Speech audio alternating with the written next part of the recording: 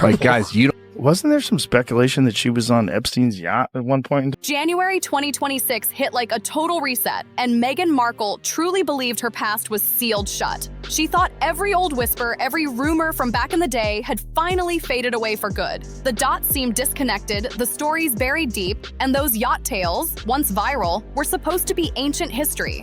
She was convinced she'd outsmarted the noise, until Joe Rogan decided otherwise. Out of nowhere, Joe brought everything roaring back to life.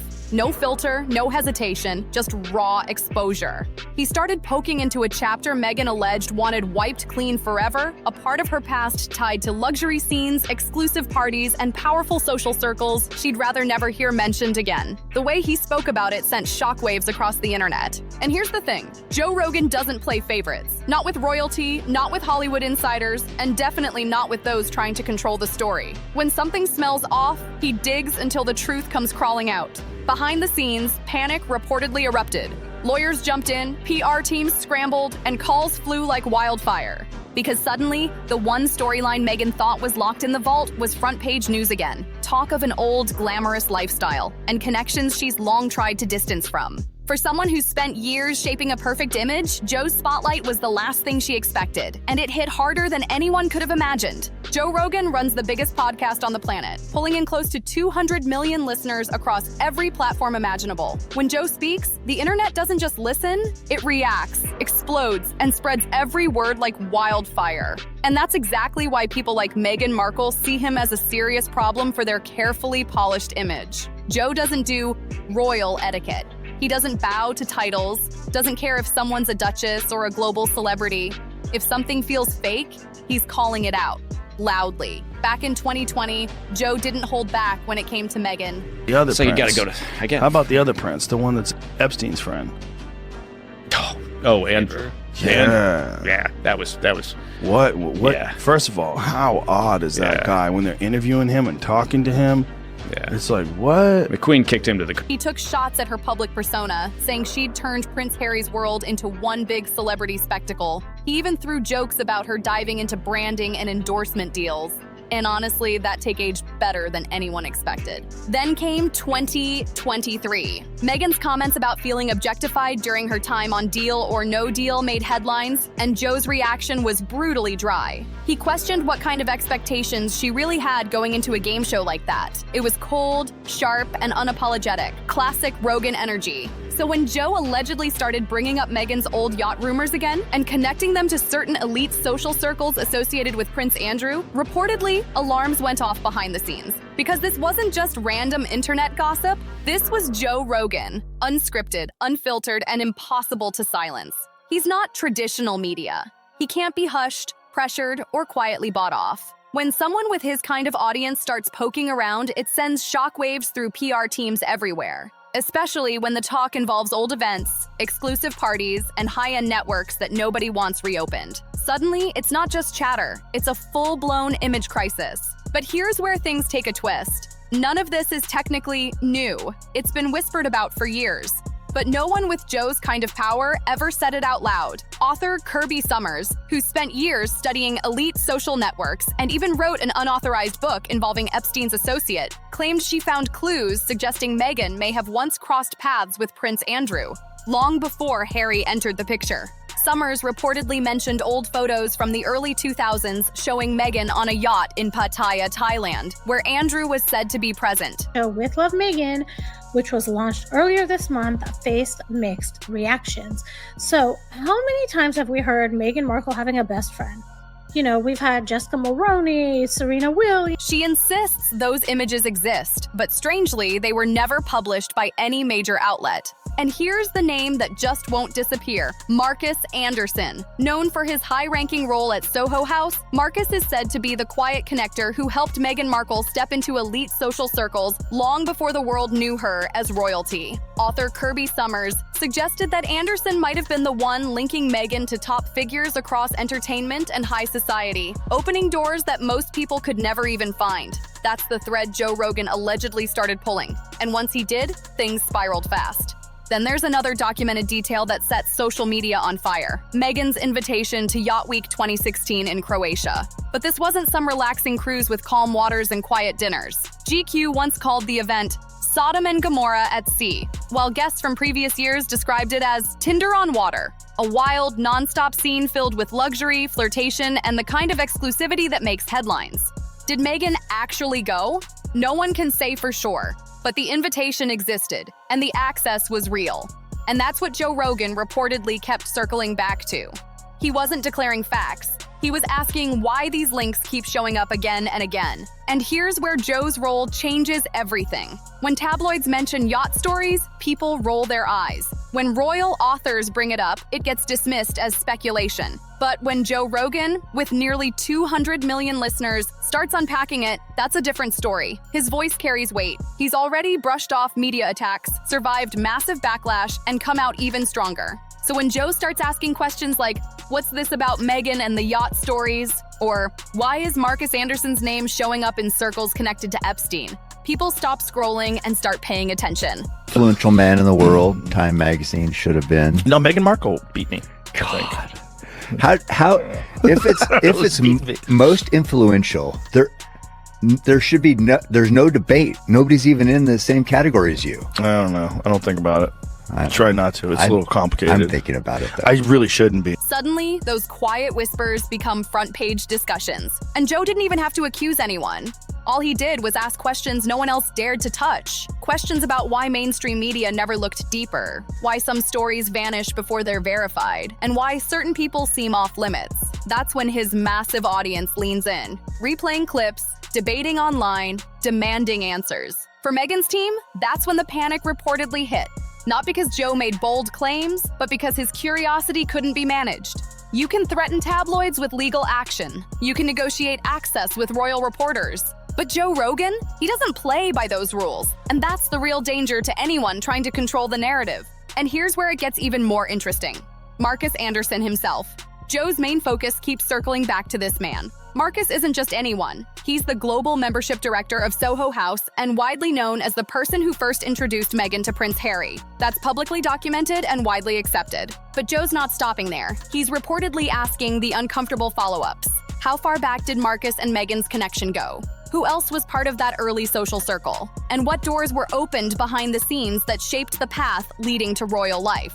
These are the kinds of questions that can't be ignored, especially when they're coming from a voice that millions can't help but listen to. How did Marcus Anderson decide that Meghan Markle was the perfect match for a prince? What made him so confident before Harry ever came into the picture? Those are the questions Joe Rogan keeps pushing. Questions that dig deep into connections most people never even knew existed. Let's rewind to 2001. That's over 20 years of Mail Plus released this article, Why Meghan Markle's best friend, who set her up with Prince Harry, has vanished. Whatever happened to Meghan's best friend Marcus Anderson? The tall, handsome Canadian was third wheel in the early days of her romance with Prince Harry, and he was front and center at their access and influence inside some of the world's most exclusive circles. Soho House isn't just a luxury hangout. It's a networking powerhouse. Behind its closed doors, private rooms and members-only events give select insiders the space to make powerful introductions that never reach the public eye. Marcus Anderson's entire job is to build those bridges, to decide who meets who, when, and why. And according to what Joe has discussed on his show, one of those alleged bridges might have linked Meghan to high-profile figures long before Harry, possibly through the same upper-tier social circles that were once connected to the Maxwell-Epstein-era network. That's where the story gets complicated and explosive. Joe's framing it as calculated networking, not coincidence. If Anderson had been bringing Meghan into these elite gatherings years ago, then her royal connection might not have been a random twist of fate after all. It starts to look more like a high-level social climb planned with precision, and Joe hasn't let go of that angle. He's been repeating it, analyzing it, and letting millions of listeners draw their own conclusions. But there's another lingering thread that refuses to die down: the supposed Thailand yacht photos. Joe keeps hinting that this missing piece might hold everything together. Author Kirby Summers has claimed that major media outlets could already have photos from as far back as 2001, allegedly showing Meghan on a yacht in Pattaya, Thailand, with Prince Andrew also present. If those photos exist, Joe asks, Why haven't they been released? Why are they being kept under wraps? Because if legitimate images from that period ever surfaced, it would drag Meghan's name into one of the most controversial eras tied to royal circles, something she's fought hard to avoid. Now, fact checkers have pushed back, saying some pictures floating online actually show a model named Alexandra Eska. And you can imagine, since we first revealed this video on last night's show, the reaction around the world has been extraordinary. Piers Morgan posted on X, "We're about 2 months away from the sex tape." Not Meghan. And that's true for certain viral images. But Summers claims she's not referring to those. She's talking about photos allegedly held by mainstream media outlets that never went public. And Joe keeps stressing that distinction. So the question remains, why the silence? Is it fear of lawsuits, legal pressure, the risk of defamation? Joe argues it's the same old playbook. When powerful people are involved, stories conveniently disappear. Secrets stay buried because too many reputations and fortunes are on the line. But Joe Rogan doesn't follow those rules. He's been openly asking why there's been no proper investigation, no journalistic curiosity, and why certain people seem off limits when the rest of the world gets picked apart. He's calling out what he sees as a double standard. Why does Meghan get space to move past old rumors when anyone else in her position would be under nonstop media fire? And that's exactly why Meghan reportedly can't stand Joe's approach. He's not accusing, he's questioning. He's not claiming evidence. He's spotlighting the silence. And that kind of exposure is dangerous for anyone trying to maintain a spotless image. Meghan's usual strategy, using lawyers, media control, and royal connections to protect her name, doesn't work on Joe Rogan. He's in the US beyond the palace's influence, backed by a massive platform and a fiercely loyal audience. Any attempt to silence him would only make things worse, proving his point that powerful people want to keep things hidden. That leaves Meghan's team stuck between two bad options: respond and add fuel to the fire, or stay silent and let the internet shape the narrative. Reports say they've chosen silence, hoping it dies down, but Joe isn't letting go. Every time he circles back to the topic, millions tune in, share clips, and debate the same. A lot of the things he says in Spare about this, well, we want that story to die, so we're going to give you this story. However, he does it today. Him and Meghan do the same thing today. I've seen that Meghan and Harry tried to discredit certain media outlets because they don't like what they're going to say. Unanswered questions. And the more she stays quiet, the more it looks like she's avoiding something. That's why insiders say her team is furious but frozen, trapped in a no-win scenario. Responding makes it louder. Ignoring it makes it last longer. Joe knows it, and that's exactly why he keeps revisiting it. He's not just talking about Meghan. He's challenging the entire machine that controls celebrity image and influence. That's what makes him untouchable. And then there's Prince Harry's position in all this. Joe has already mocked the dynamic before, suggesting Meghan's relationship may have been more strategic than romantic. If those yacht stories ever get real traction, or if any connection to Andrew becomes mainstream discussion, Harry's image could take a major hit too. Because in the court of public opinion, it's not always about proof, it's about perception. And right now, Joe Rogan has the biggest microphone on earth, asking questions that no one else dares to say out loud. Joe Rogan paints a picture that's hard to ignore, one where Prince Harry looks more exposed than protected. Imagine realizing your wife may have known your controversial uncle through elite social circles long before she ever met you. Imagine realizing your so-called fairy tale romance might have been more strategy than destiny. That's the scenario Joe keeps describing, and whether people believe it or not, the power lies in the questions themselves. So once those questions hit the public, they don't fade away. They spread, echo, and start reshaping opinions. Joe's show reaches nearly 200 million listeners, and with every episode, that image grows sharper and more brutal. Harry has no easy defense. He can't pull out proof that Meghan never crossed paths with certain figures, and he can't dismiss the Marcus Anderson links either. Is this preemptive announcement about Harry's security just more of the same, or is there more to it? Now, initially, I caught the first announcement on it. Then the very first announcement of it was LBC UK. And I sort of thought, yeah, typical Harry and Meghan, here we go. Because those connections are well documented and publicly visible. Reports say Harry is already uneasy.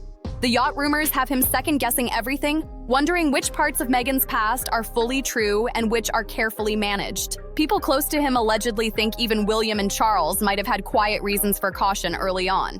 And the more Joe keeps pushing the subject, layering new details and connecting old dots, the harder it becomes to control the narrative. Suddenly, that royal romance gets rewritten in people's minds. Not as a love story, but as a calculated move. The spotlight turns from passion to ambition, from fairy tale to formula. And at the center of it all is Soho House, a world that Joe keeps revisiting because mainstream media rarely dares to touch it. Soho House isn't just a fancy club. It's an entire hidden network built on exclusivity. Billionaires, royals, media moguls, politicians, all moving behind velvet ropes, no cameras, no recordings, total secrecy. That's the appeal. Members meet privately, make deals quietly, and leave no trace. It's networking turned into an art form, and that's exactly what Joe's zeroing in on. He's not just asking about Meghan. He's questioning the system itself. Take billionaire investor Ron Burkle, for instance. He's reportedly been part of the Soho House network since the early 2000s and has drawn public scrutiny for his proximity to certain controversial circles linked to the Epstein era. Soho House thrives on that privacy. The secrecy is the product. And Joe's pulling the curtain back, asking, what actually goes on in those hidden rooms? Was Marcus Anderson, the man who introduced Meghan to Prince Harry, simply doing his job as membership director? Or was he facilitating introductions between ambitious women and powerful men? I'll ever let Harry go because she is so fixated on having a title that she doesn't even have or deserve anymore, right? Yeah. Technically, she's not part of the royal family. On paper, on the website, Duke and Duchess of Sussex. That's the question Joe keeps circling. Because the moment you start asking who met who, how those introductions happened, and what kind of arrangements formed behind the scenes, things get complicated fast. And that's the problem for Soho House. They can't deny that their purpose is to create connections. That's literally what members pay for. But they also can't openly investigate Anderson without risking exposure of the whole structure, how private introductions shape powerful outcomes. Joe's questions put them in an impossible position. Defend Meghan and Marcus and risk more attention, or stay silent and let speculation grow louder. Either way, the mystery around their networking empire becomes part of the story. And that's exactly what Joe wants. He wants people to start wondering who really met who, when, and under what circumstances. What kind of deals and relationships were quietly forming behind closed doors? Because once those questions start trending, the carefully polished narrative Meghan's team has built begins to crumble. Here's the cold truth. Those yacht rumors have existed for years. They lived in internet corners, brushed off as fringe gossip. But once Joe Rogan, the biggest podcaster in the world, starts talking about them, they move from conspiracy chatter to mainstream conversation. Suddenly, they're being discussed on the largest platform possible, reaching audiences that tabloids could only dream of. And Joe doesn't drop topics easily. Over time, he's repeatedly questioned Meghan's motives and suggested her public story might be missing key chapters. These new rumors fit perfectly into the bigger narrative he's been building for years, one about image, influence, and manipulation in celebrity culture. That's why this situation is impossible for Meghan. If she stays silent, she looks like she's avoiding the truth. But if she speaks up, Harry wanted to make amends and come meet my dad. Wow, that's just crazy. I'll tell you right now, Prince Harry, if it has to do with anything with the Netflix crew and cameras, don't even bother. My dad's had enough. She fuels the fire and gives Joe more material to dig into. He can respond, react, and keep pushing, while she's left playing defense.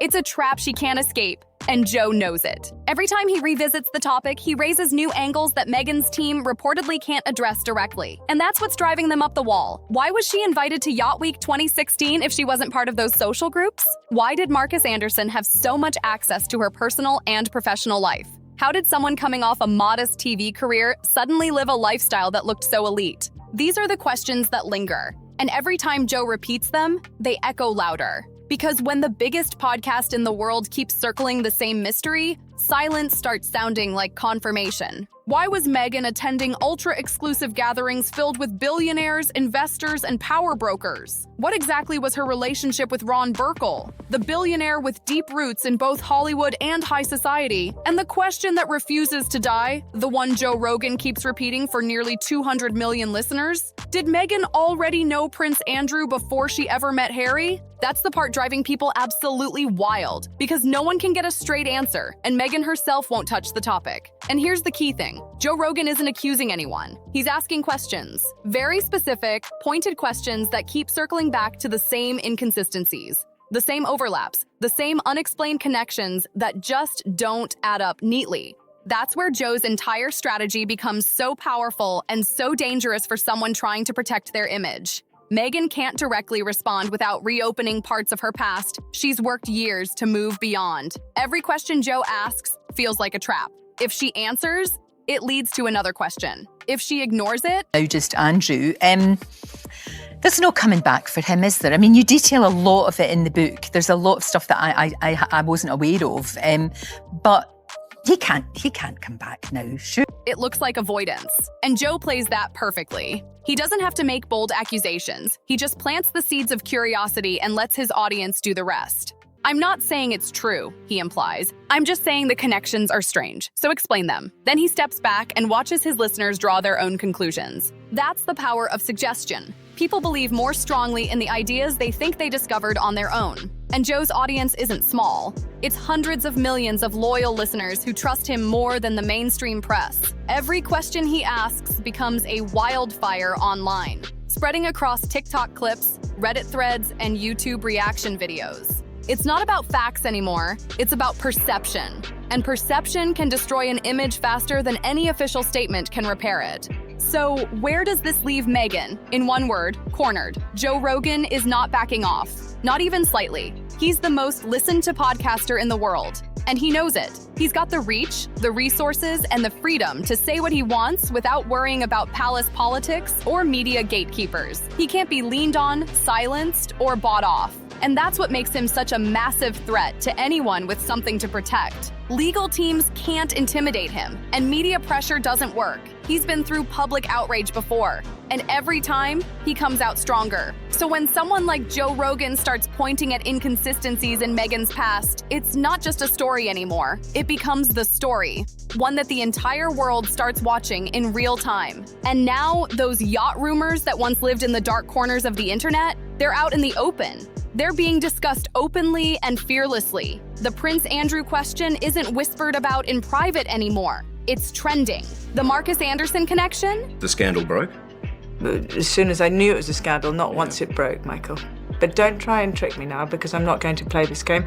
Delete that bit. John, can you just delete it, please, that bit? Because I don't want to go down. It's being dissected by creators, researchers, and millions of online commentators. Every time Joe brings it up, Meghan's carefully managed image takes another hit. Because when the world's biggest podcast starts digging into your past, silence stops being strategy. It starts looking like guilt. The real nightmare for Meghan's team isn't Joe's words, it's his audience. Once people start connecting dots for themselves, you can't make them unsee it.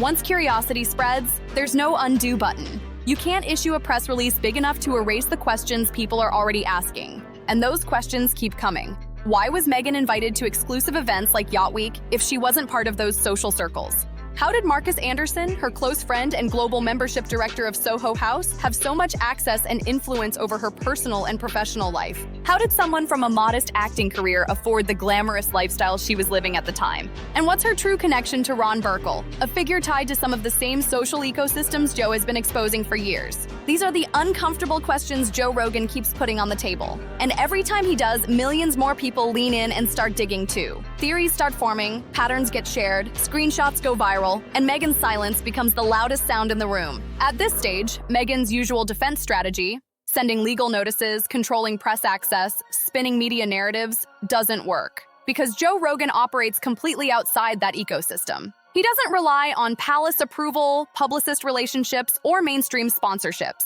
He's self-made, self-sustaining, and untouchable in ways the traditional media can't compete with. And every time someone tries to push back against him, it backfires. It proves his point. If Meghan's team were to go after him legally, it would look like censorship. If they issue denials, Joe can respond instantly, live on air, with millions listening. That kind of dynamic leaves Meghan trapped in a cycle she can't control. That's why reports suggest her team is furious, yet completely frozen. They can't respond without adding fuel. They can't ignore it without letting it burn unchecked. It's a no-win situation, and Joe knows exactly how to keep that pressure on. He doesn't need to prove anything. He just needs to keep asking. Because when the same questions echo week after week, people start to believe there must be something real behind them. That repetition is psychological, and it works.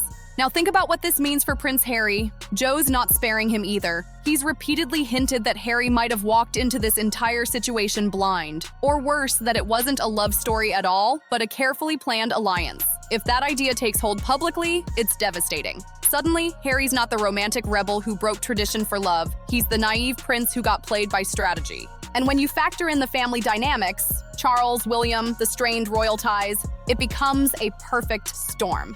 The one thing the monarchy can't afford is another scandal rooted in old social circles and luxury connections. And Joe Rogan's voice echoing across global audiences is dragging all those buried stories back into the light. That's why this saga feels so tense. It's not about one rumor or one podcast episode. It's about how unstoppable questions collide with a carefully protected brand. Once the dots get connected in public, it's impossible to disconnect them again. Because you can delete posts, you can silence tabloids, but you can't make 200 million people forget what they've heard. The more Meghan stays quiet, the more it feels like there's something she doesn't want uncovered. And that perception alone is enough to do lasting damage. Joe Rogan didn't drop a bombshell, he lit a fuse. And the explosion is happening in real time. The more silence, the louder it gets. The more pushback, the stronger it grows. So what happens next? Only time will tell if Meghan finally addresses it or continues to ignore it. But one thing's for sure, Joe Rogan isn't letting this story die anytime soon. And now it's over to you. What do you think? Is Joe uncovering a hidden truth? Or is this just media chaos feeding on curiosity? Drop your thoughts in the comments below. I want to hear what you believe is really going on here. If this breakdown gave you a new perspective, don't forget to like, subscribe, and share this video with someone who needs to see it. Trust me, this story isn't done yet. Stay tuned, because the next chapter is only getting wilder. See you on the next one.